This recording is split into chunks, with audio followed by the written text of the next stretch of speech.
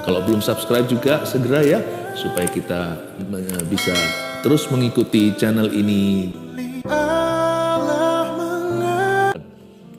Hari ini saya mau kita belajar dari sebuah mazmur yang tidak populer. Tapi saya suka kitab Mazmur. Mengapa demikian? Karena kitab Mazmur itu realistis ya, menjamah setiap realita kehidupan dan jenis-jenis orang. Mazmur tidak ditulis oleh orang saleh, tidak ditulis hanya oleh nabi, tapi orang berdosa yang bergumul seperti kita sehari-hari. Khususnya Mazmur 10, saya berikan tema khotbah renungan singkat hari ini, sewaktu Tuhan terasa jauh. Pernah merasa jauh? Pernah merasa jauh dari Tuhan? Atau sebaliknya, merasa Tuhan kok jauh ya dari hidup kita ya? Kalau nggak pernah, namanya bukan manusia. Jujur saya pun pernah, dari waktu ke waktu saya alami, hanya tidak nampak. Bukan karena saya sembunyikan, karena saya hidup dari iman. Saya hidup oleh iman saya, bukan oleh perasaan. Nah, kalau kita mau ikut perasaan, roller coaster nanti naik turun, nggak keruan. Tapi kalau orang bisa hidup berdasarkan imannya, kehidupan kita akan stabil. Kehidupan kita itu akan seimbang. Makanya itu, saya ingin kita belajar untuk beriman pada Tuhan. Termasuk ketika kita merasa kok Tuhan jauh ya. Perasaan sih bisa menipu ya. Tapi kebenaran adalah kebenaran. Tuhan tetap ada di dekat kita. Dia berjanji tidak pernah meninggalkan kita, tidak pernah menolak kita. Ya sudah, terimalah mentah-mentah. Namanya aja Immanuel, Allah beserta. Dan Yesus berkata, aku menyertai kamu senantiasa sampai pada akhirnya. Udah.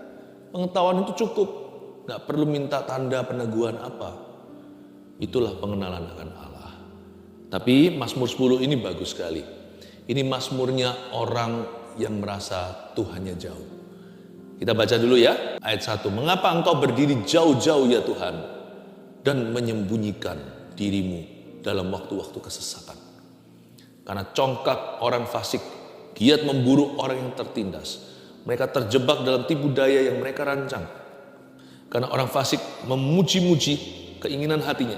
Dan orang yang loba mengutuki dan menista Tuhan. Kata orang fasik itu dengan batang hidungnya ke atas. Allah tidak akan menuntut. Tidak ada Allah. Itulah seluruh pikirannya. Tindakan-tindakannya selalu berhasil. Hukum-hukummu tinggi sekali. Jauh dari dia. Ia menganggap remeh semua lawannya. Ia berkata dalam hatinya, aku tak akan goyang. Aku tidak akan ditimpa malapetaka turun-temurun. Mulutnya penuh dengan sumpah serapah, dengan tipu dan penindasan. Di lidahnya ada kelaliman dan kejahatan. Ia duduk menghadang di gubuk-gubuk, di tempat yang tersembunyi. Ia membunuh orang yang tak bersalah. Matanya mengintip orang yang lemah. Ia mengendap di tempat yang tersembunyi, seperti singa di dalam semak-semak. Ia mengendap untuk menangkap orang yang tertindas. Ia menangkap orang yang tertindas itu dengan menariknya ke dalam jaringnya. Ia membungkuk dan meniarap, lalu orang-orang lemah jatuh ke dalam cakarnya yang kuat. Ia berkata dalam hatinya, Allah melupakannya. Ia menyembunyikan wajahnya dan tidak akan melihatnya untuk seterusnya. Bangkitlah ya Tuhan. Ya Allah, ulurkanlah tanganmu, janganlah lupakan orang-orang yang tertindas. Cukup sampai ayat 12. Sejauh ini aja membaca ini gak mudah. Saya yakin Anda setuju. Isinya keluh kesah. Siapa yang menulis ini? Ini adalah sambungan dari pasal 9. Pasal 9 ayat terakhirnya itu bunyinya sela, berarti ada kata pause, berhenti, karena Mazmur itu lagu. Ayat pasal 9 sebelumnya gak usah dibuka, itu Mazmur Daud. Ternyata Daud juga pernah merasa Tuhan jauh. Daud loh ini nenek moyang Tuhan Yesus. Daud loh ini raja yang merangkap sebagai seorang nabi dan imam juga. Orang sudah sepangkat itu dan diurapi langsung oleh Nabi Samuel. Orang yang sudah melihat mujizat Tuhan, Goliat pun tumbang di depan.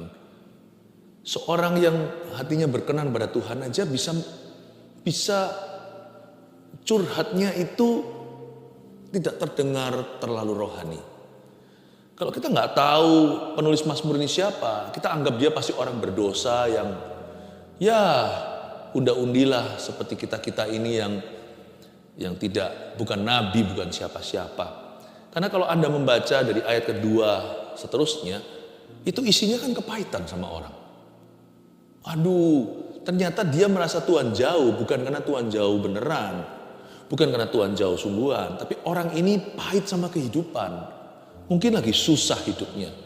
Gak susah 1-2 hari, 1-2 minggu, susahnya cukup lama. Orang itu ya bisa berubah kalau dia di dalam tekanan terlalu lama.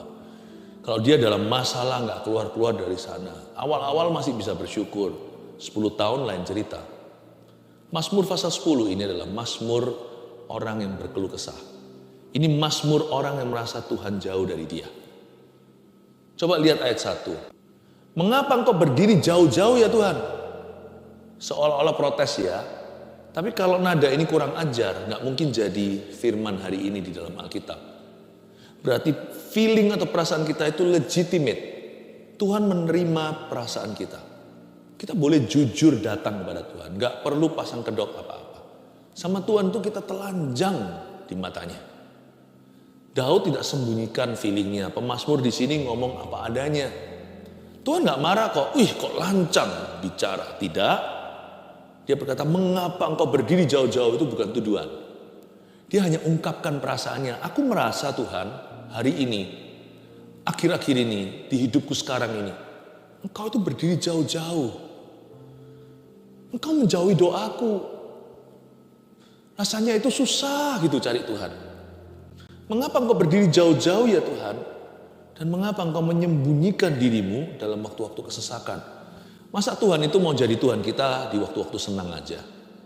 Masa waktu kita susah atau anak-anaknya dalam kesesakan Tuhan cuci tangan?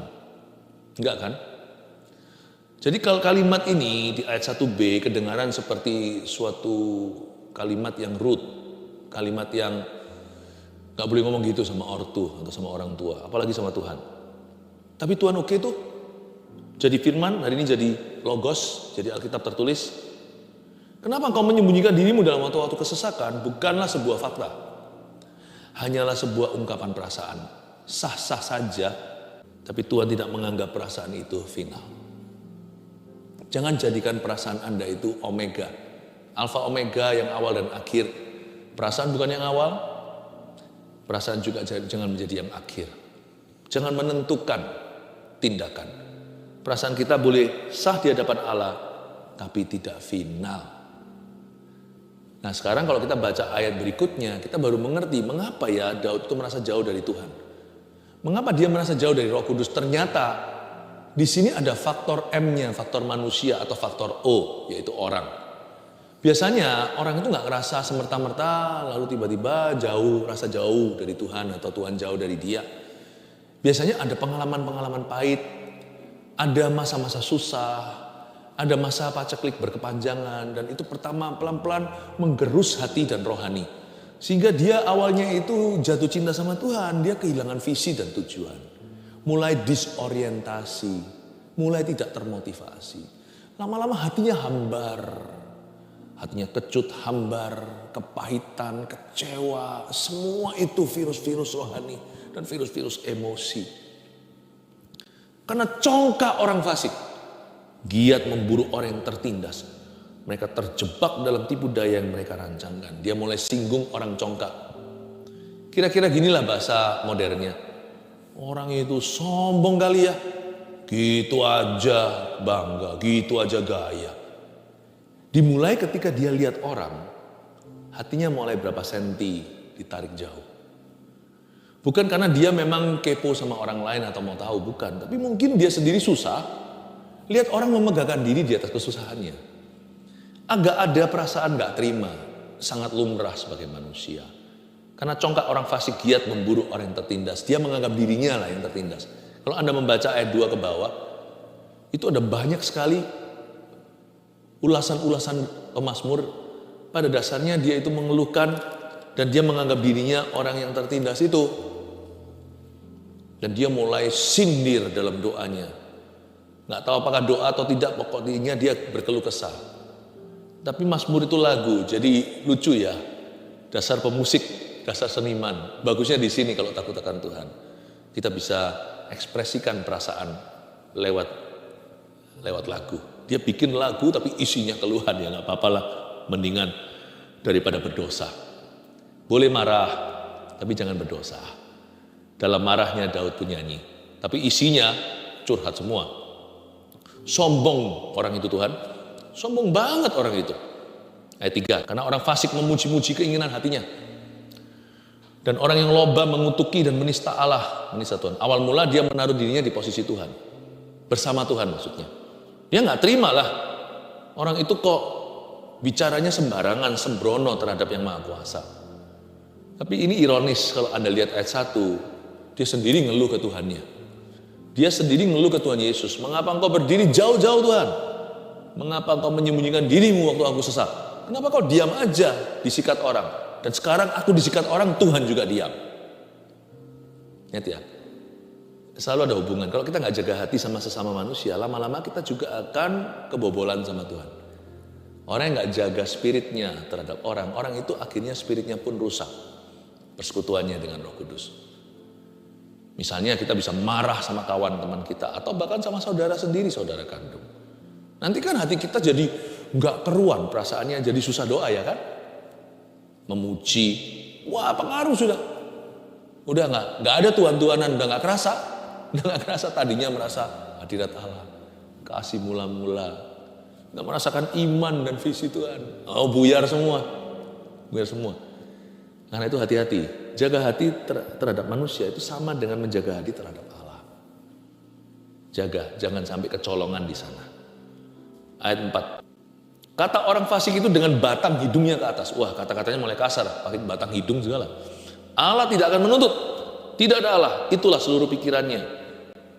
Jadi kalimat dan kata-kata orang-orang yang sombong melawan Tuhan membuat hati Daud gregetan, menjadikan dia emosian. Loh, meskipun maksud hati kita betul, kita nggak terima Tuhan dibilang begitu, tapi caranya salah. Petrus kan nggak terima gurunya mau dirampas dari dia. Waktu Tuhan mau ditangkap itu loh, orang bawa pentung, bawa pedang di Taman Getsemani. Apa yang Petrus lakukan? Dia ambil pedang, potong telinga orang. Kebetulan yang dipotong itu telinganya hamba imam besar yang diutus untuk memimpin rombongan. Pikirkan coba, Tuhan tetap tegur dia, jangan begitu. Lalu ditempelkan kuping itu. Kata orang fasik dengan batang hidungnya ke atas. Words of the proud, kalimat orang-orang yang angkuh membuat Daud terpancing emosinya. Hati Daud kepancing, ikut-ikut gregetan dan kehilangan damai sejahtera. Salah siapa? Salah sendiri. Sukacitanya tercuri. Ngapain kita mencoba menjadi Tuhan Yesus? Orang mau bilang apa tentang Tuhan? Tuhan gak goyah kok. Tuhan gak perlu seorang pembela. Tuhan hanya butuh seorang penurut. Tuhan tidak butuh lawyer atau pengacara. Tuhan itu jadikan murid. Jadikan murid Anda dan saya. Yang penting itu bukan korban bakaran. Yang penting itu taat dan setia. Allah adalah Allah. Mau dibilang mau apa, mau dikata-katain apapun, Tuhan hanya tertawa di surga dan berkata, tunggu tanggal mainnya. Tunggu waktumu tiba. Bukan berarti Tuhan tidak perlu dibela. Ada hal-hal tertentu, saat-saat tertentu kita harus berdiri bagi iman kita. Kita harus bisa menjelaskan keyakinan kita. Dan kita tidak boleh menyangkal nama Tuhan. Oh, dengan segala resiko, berdirilah teguh, apapun aniaya. Yang kayak begitu itu kita berdiri dalam kebenaran. Bukan membela sekedar emosian. Ini Daud kepancing. Ayat 5, tindakan-tindakannya selalu berhasil. Nah, mulai iri nih ya. Hukum-hukummu tinggi sekali jauh dari dia. Ia menganggap remeh semua lawannya. Siapa ia di ayat 5? Dia mulai menuding dan menunjuk orang-orang fasik, orang-orang berdosa. Tindakan-tindakannya itu selalu berhasil. Kenapa ya? Dia mulai iri dengan hasil orang lain. Hampir tergelincir dia karena dia iri hati atau cemburu sama orang fasik. Ayat 6, ia berkata dalam hatinya, aku tak akan goyah, aku tidak akan ditimpa malapetaka turun-temurun. Mulutnya penuh dengan sumpah serapa, dengan tipu dan penindasan. Daud mulai ungkit-ungkit dosa orang. Di lidahnya ada kelaliman dan kejahatan. Ya bolehlah, mungkin dosa orang lain mencolok, tapi dosa kita mungkin tersembunyi, terselubung. Udahlah jangan hakimi, ada hakimnya sendiri kok. Tuhan Yesus itu hakim yang hidup dan mati. Kecuali kalau orang berdosa datang kita untuk dibantu, ya kita bantu dia. Dosa apa aja yang perlu diselesaikan dan dibereskan. Tapi kalau cuman sekedar melihat secara masyarakat luas, lalu kita itu nggak terima, kenapa ini gini, kenapa gitu, lalu iri dengan hasil orang, kok enak ya hidupnya dia. Nggak perlu setia. Dia nggak setia sama perjanjian. Di sana sini semua ada simpanan. Wah enak ya hidup orang itu. Jangan-jangan kita ingini dosa orang. Awal-awal kita hanya iri dengan hasilnya. Kok enak ya? Dia bisa hidup tanpa perasaan guilty. Sehat lagi. Aku melayani Tuhan. Kenapa aku sakit? Itu orang korupsi. Itu cara-cara dia berbisnis itu. Semua melanggar firman. Kenapa dia setiap tambah tahun tambah kaya? Kenapa saya bayar tagihan aja perlu berupaya? Jangan-jangan awal mula kita hanya iri dengan hasil orang, lama-lama kita jadi menginginkan dosanya loh. Begitulah cara setan dalam tipu muslihatnya memancing kedagingan. Hati-hati jaga hatimu. Daud mulai iri dengan hasil orang lain. Tindakan-tindakannya kenapa selalu berhasil? Mungkin dia menunjuk kepada raja-raja tetangga kali. Raja-raja Mesir, raja-raja Babilonia, raja-raja Persia, raja-raja apapun yang ada di zamannya, orang Filistin. Ayat yang ke-8, ia duduk menghadang di gubuk-gubuk di tempat yang tersembunyi, ia membunuh orang yang tak bersalah. Matanya mengintip orang yang lemah. Ia mengendap di tempat yang tersembunyi seperti singa di dalam semak-semak. Ia mengendap untuk menangkap orang yang tertindas. Ia menangkap orang yang tertindas itu dengan menariknya ke dalam jaringnya. Ia membungkuk dan meniarap. Lalu orang-orang lemah jatuh ke dalam cakarnya yang kuat. Ini jebakan iman. Awal mula dia mengidentifikasi dirinya sendiri sebagai orang sang tertindas. Tapi sekarang dia mulai menyebut orang-orang tertindas tanpa nama, tanpa wajah, dia tidak tahu entah mereka siapa. Pokoknya secara umum pukul rata. Manusia kan suka apa itu? Generalisasi apa ya? Mungkin suka untuk generalize atau suka untuk pukul rata. Misalnya, semua orang kata-katain kamu loh. Masa benar semua orang paling cuma 2-3? Wah. Gak ada satu orang pun yang cinta dan mengerti aku. Masa betul? Kita aja belum ketemu sama semua orang di dunia. Masa kita bisa konklusi begitu? Aku nih orang yang paling kasihan di seluruh dunia. Ya, manusia suka pukul rata. Dan di sini Daud mulai blur, mulai kabur. Dia mulai merasakan dunia ini gak fair. Hidup ini gak adil. Kelihatannya mulia ya, sense of justice atau jiwa keadilan seseorang. Tapi lebih dari spirit yang gak terima. Lebih dari sebuah roh yang penasaran. Dari suatu hati yang condongnya gravitasi kepada kepahitan. Bukan orang-orang yang hatinya dipenuhkan oleh Tuhan, lalu dia bisa mengusahakan dan merindukan serta mendoakan bahkan mengupayakan keadilan bagi orang lain. Ini orang yang memuji orang dengan harapan supaya dia dipuji. Jadi itu hanya pancingan. Lain cerita kalau hati kita sudah penuh dengan rasa aman dari Tuhan, kita memuji orang lain itu tulus, nggak kepingin dipuji kembali. Ada orang yang menginginkan keadilan karena dia sendiri merasa aku nggak diperlakukan secara adil. Jadi benar-benar yang dia perjuangkan bukan orang lain sih, dirinya sendiri. Itu penasaran sudah sampai di tingkat tertinggi. Sampai-sampai semua pikiran udah kabur, pandangannya pun gak jelas siapa sesungguhnya yang dia bela.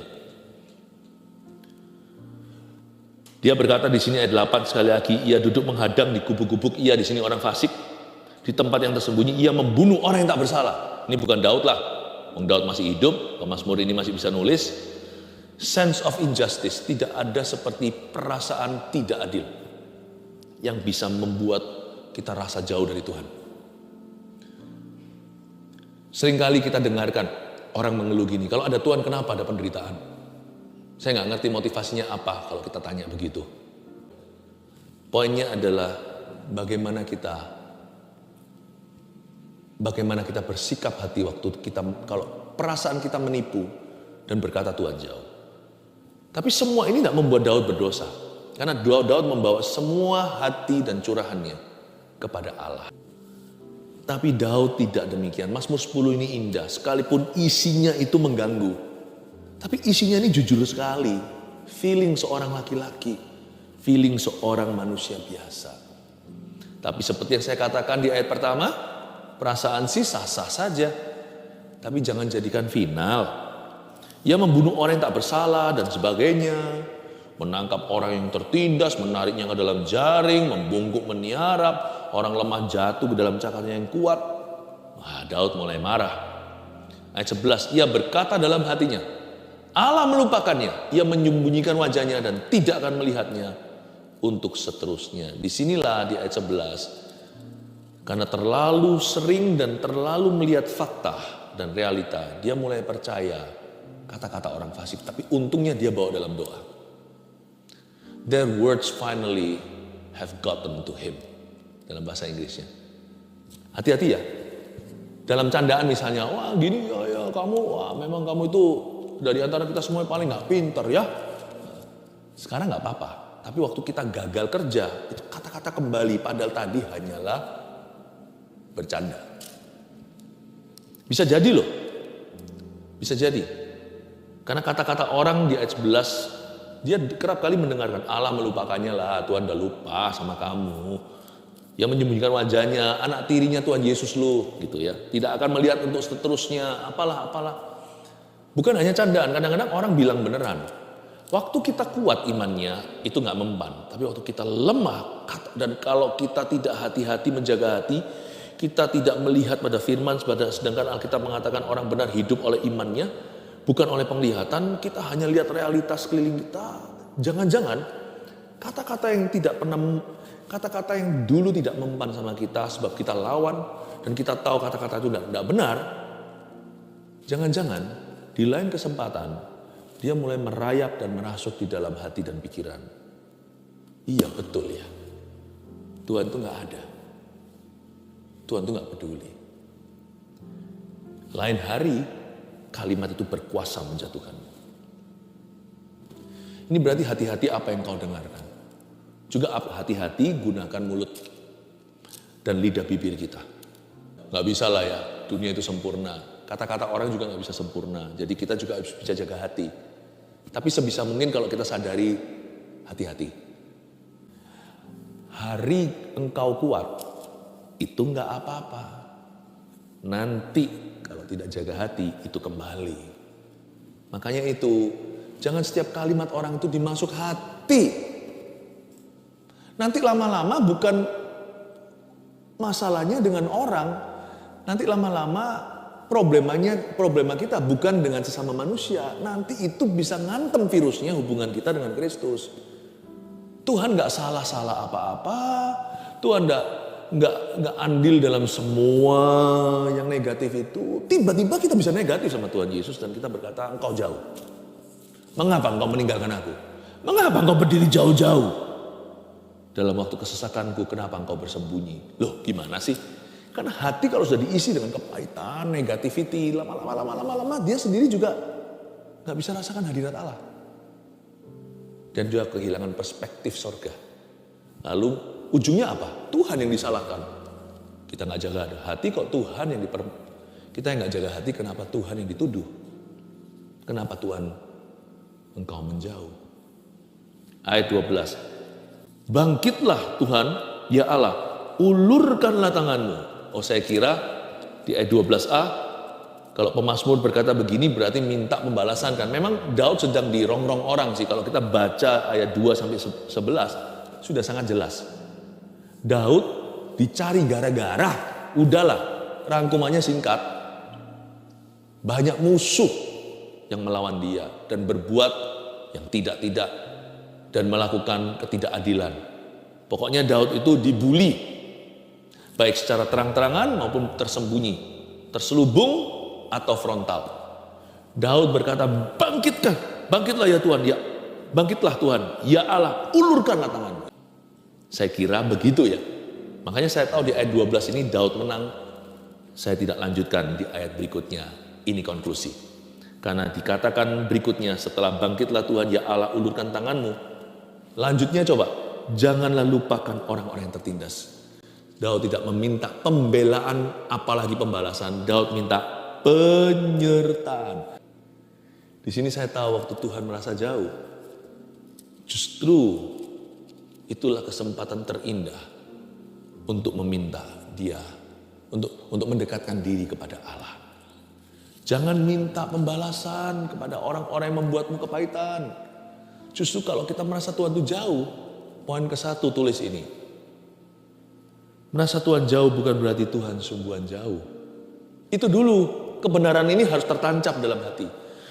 Merasa Tuhan jauh bukan berarti Tuhan sungguhan jauh.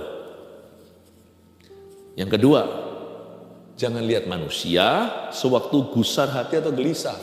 Ini pelajaran berharga hari ini di saat teduh bersama. Soalnya kalau kita tambah lihat orang, kita akan semakin merasa galau. Dan Tuhan akan serasa semakin jauh. Jangan lihat manusia. 3.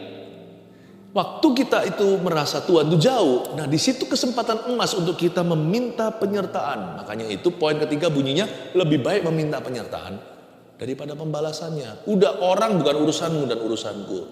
Tuhan, kalau aku merasa Engkau jauh, dekatkan aku. Sebab faktanya, bukan Tuhan yang jauh, aku yang jauh. Kalau saya merasa Tuhan jauh, itu bukan Tuhan yang jauh. Aku yang jauh, aku yang menjauhkan diri. Ya salahku sendiri. Kenapa aku jauh? Karena terlalu banyak lihat manusia. Atau bahkan terlalu banyak melihat diri sendiri. Dekatkan aku. Minta keintiman dengan Roh Kudus. Minta kedekatan. Minta hadirat Allah. Dinyatakan. Dan ketika kita meminta penyertaan, itu jauh lebih baik daripada pembalasan. Sebab jikalau kita sudah bersama dengan Tuhan di pihak kita. Kaget ya? Siapa lawan kita? Haleluya.